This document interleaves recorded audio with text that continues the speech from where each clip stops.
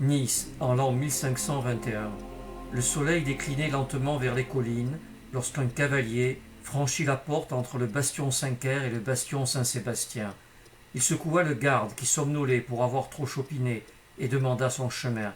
Puis, engageant sa monture dans la rue Pérolière, il se fraya un passage entre les artisans qui rangeaient leurs étals et les citadins qui rentraient des potagers cultivés hors les murs. Il emprunta la montée vers la ville haute et, à mi-côte, arrêta sa monture. La ville basse s'étalait à ses pieds entre les murs de la citadelle et le torrent qui roulait ses eaux vives au milieu d'un lit de galets. C'est une chapelle qui a brûlé, dit le gouverneur. Il ne s'agit pas d'un incendie ordinaire, il s'agit de l'incendie d'une pâle, consacrée à Dieu, un incendie inexpliqué et inexplicable.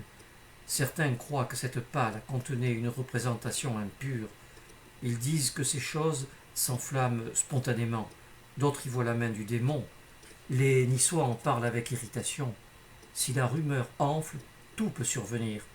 La petite garnison dont je dispose ne me permettra pas de mettre un terme à une révolte populaire. Il importe, Montreuil, que vous tuiez le mal dans l'œuf.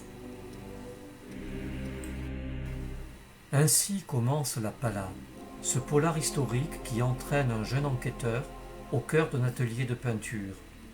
C'est auprès de maître Ludovic Bréa que Charles de Montreuil comprend les folles idées qui agitent la cité et qui poussent à incendier de magnifiques œuvres d'art.